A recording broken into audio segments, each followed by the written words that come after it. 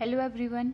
इस वीडियो में मैं the fundamental unit of life जो मैंने पिछले वीडियो में मैंने ख़त्म कर दिया था सेल वॉल तक, अब उसके नेक्स्ट आगे बताऊंगी। ओके, तो सेल वॉल तक हमने पढ़ा कि सेल वॉल होता क्या है। फिर नेक्स्ट टॉपिक पढ़ेंगे। वैसे सेल वॉल होता क्या है?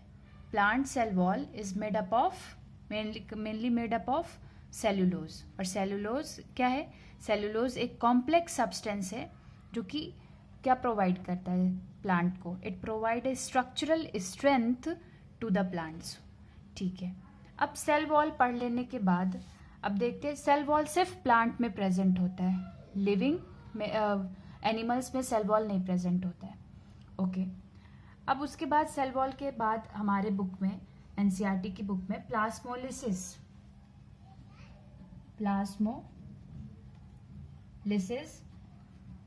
टर्म गिवन है। तो व्हाट इज प्लाज्मोलिसिस? जब एक living plant cell loses water through osmosis के through living plant cell water lose करता है। अभी हमने ऑस्मोसिस क्या पढ़ा था? ऑस्मोसिस क्या पढ़ा था? From higher concentration to lower concentration, movement of water from higher concentration to lower concentration. So when a living plant cell loses water through osmosis के through plant पानी को lose करता है, तो there is shrinkage or contraction of the content of the cell away from the cell wall. तो ये plasmolysis की definition है। What it provides? प्लाज्मोलिसिस है किस लिए? Plasmolysis provide structural strength to the plants. Plants को स्ट्रक्चरल स्ट्रेंथ प्रोवाइड करता है, हेल्प करता है to the cell in external medium. Okay, तो प्लाज्मोलिसिस पढ़ेंगे, लिखूंगी मैं यहाँ डेफिनेशन लिख देती हूँ। When a living plant cell क्या करता है? Loses. When a living plant cell loses water through osmosis, तो देयर इज क्या होता है? पानी जब लूज होता है तो देयर इज श्रिंकेज और contraction of the contents of the cell wall. जितना भी content of the cell away from the cell wall, okay, from the cell wall. And what it provides? It provides structural strength to the plant,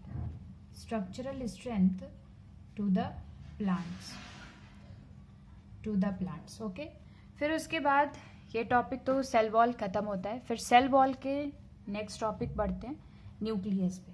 तो what is nucleus? Nucleus is a double layered membrane है। Okay, double layered covering, जिस double layered covered है जिसको nuclear membrane कहते हैं। Nuclear membrane has pores which allow the transfer of materials. ठीक है, nucleus में ही क्रोमोसोम्स प्रेजेंट होते हैं हमारे। ठीक है, न्यूक्लियस। अब न्यूक्लियस सभी यूकैरियोटिक सेल्स और प्रोकैरियोटिक सेल आपने पढ़ा है, पता होगा कि यूकैरियोटिक सेल्स और प्रोकैरियोटिक सेल्स क्या होते हैं। तो यूकैरियोटिक सेल्स में सारे मल्टीसेलुलर ऑर्गेनिजम्स और प्रोकैरियोटिक सेल्स में सारे यूनिसेलुलर ऑर्गेनिजम्स आते हैं। ओके, सो सारे ही यूकैरियोटिक ऑर्गेनिजम्स में nucleus are found. Okay, nucleus are found in all eukaryotic organisms या eukaryotic cells. Okay, so nuclear membrane में न्यूक्लियर पोर्स होते हैं जिसके through exchange of substance take place between the nucleus और cytoplasm के बीच में। मैंने पीछे डायग्राम पहले वाले वीडियो में बनाया था पूरा सेल का, तो सेल के बीच में न्यूक्लियस भी बनाया था। न्यूक्लियस के चारों तरफ साइटोप्लाज्म, न्यूक्लियस के चारों तरफ नहीं, न्यूक्लियर मेम्ब्रेन के बाहर सारे चारों तरफ साइटोप्लाज्म होता है। और जो आउटर मेम्ब्रेन होता है न्यूक्लियस का, न्यूक्लियर मेम्ब्रेन हो गया। न्यूक्लियस में क्रोमैटिन होते हैं, chromatin is composed of DNA, ठीक है। क्रोमैटिन्स प्रेजेंट होते हैं न्यूक्लियस के अंदर and it is composed of DNA. अब डीएनए क्या है? डीएनए हमारा it is a chromosomes contain information for inheritance of character from parents to next generation in the form of DNA molecules.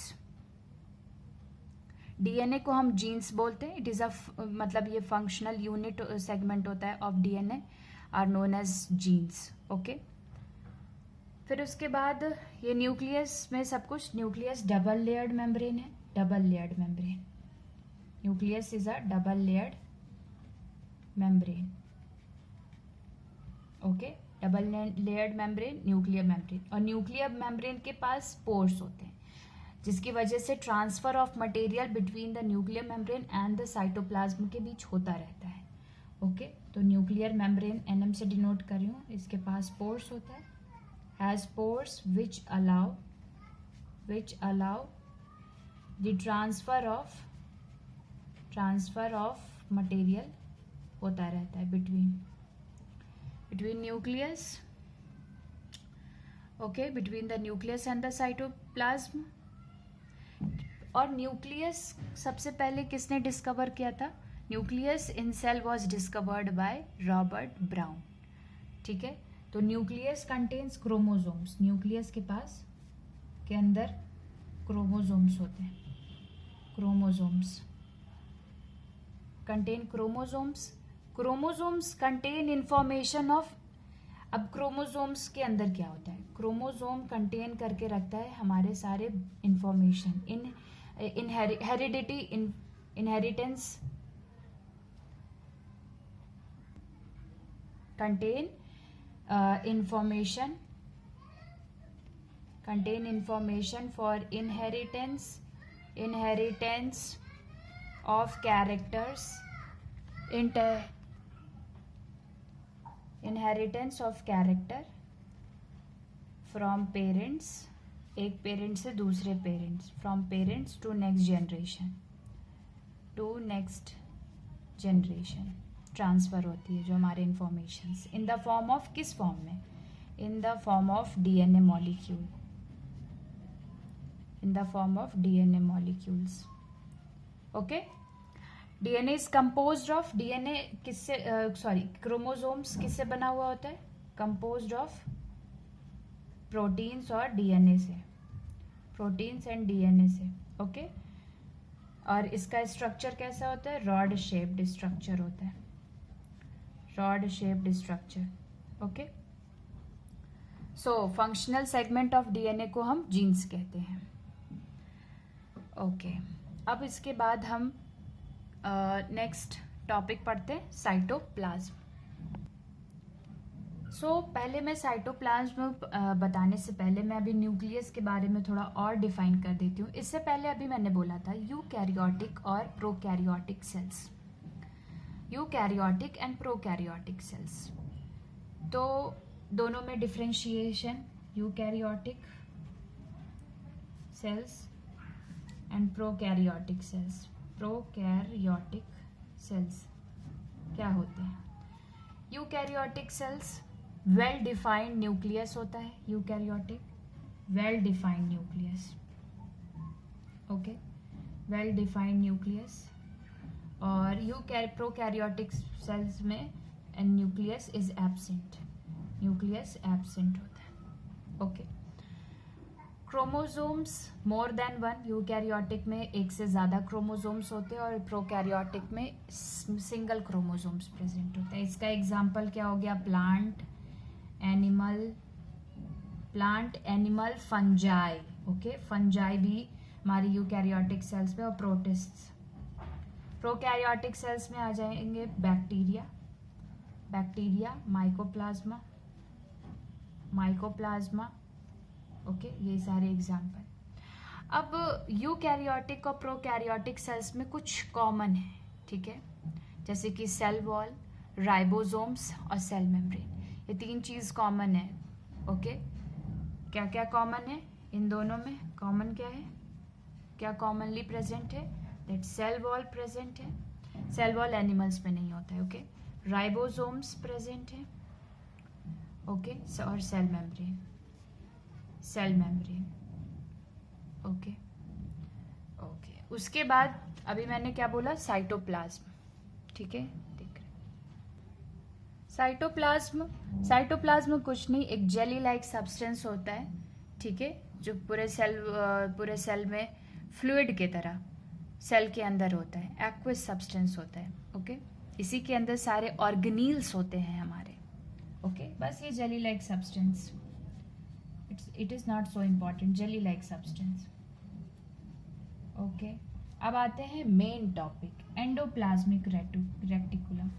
Endoplasmic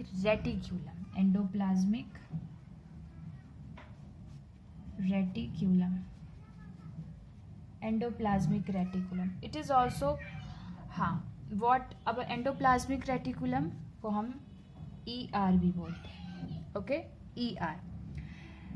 endoplasmic reticulum का main काम होता है transport of material between cytoplasm से लेके nucleus के बीच में करना. ये इसका मेन फंक्शन होता है. ओके, तो इसका फंक्शन क्या होता है एंडोप्लाज्मिक ER का, that transport of material transport होता है between cytoplasm and the nucleus के बीच में. Okay, between the cytoplasm and the nucleus.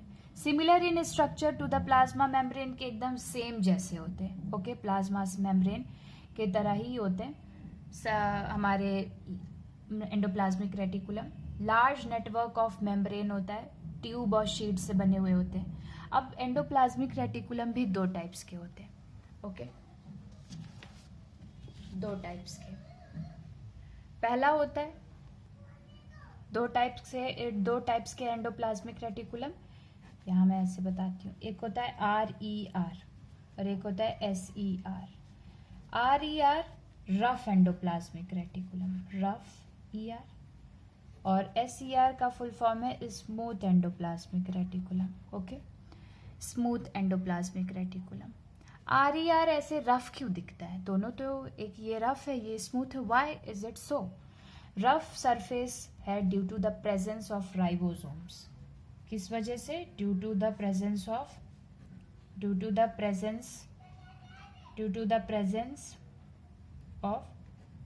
Ribosomes के प्रेजेंस की वजह से.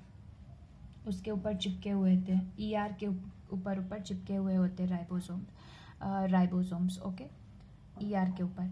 स्मूथ एंडोप्लाज्मिक रेटिकुलम, ये स्मूथ रहता है, इसमें राइबोसोम्स नहीं होते. अब राइबोसोम्स यहाँ होते किस लिए हैं? इसका काम क्या है? राइबोसोम का काम है प्रोटीन सिंथेसाइज करना.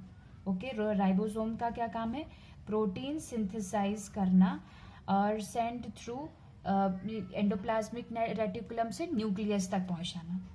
ठीक है, send through endoplasmic reticulum to nucleus तक. ओके, स्मूथ इसका फंक्शन हो गया. RER, it is rough due to the presence of ribosomes. And what is the function of ribosome? That it protein synthesis, and it send through the endoplasmic reticulum to the nucleus. Now SER का क्या function है? It helps in lipid formation. Lipid हमारा fat होता है. Lipid formation, it helps in lipid formation and fat molecules. Okay, and fat molecules. बहुत ही easy और Cripps वे में मैं बता रही हूँ, ज़्यादा बिल्कुल भी. और ये NCERT के ही वर्ड्स हैं, मैंने कुछ अलग से नहीं बनाया. Help in lipid formation and fat molecules. And role क्या है? रोल क्या है हमारा इसका? Role in detoxifying. रोल क्या है? Detoxifying many poisons and drugs.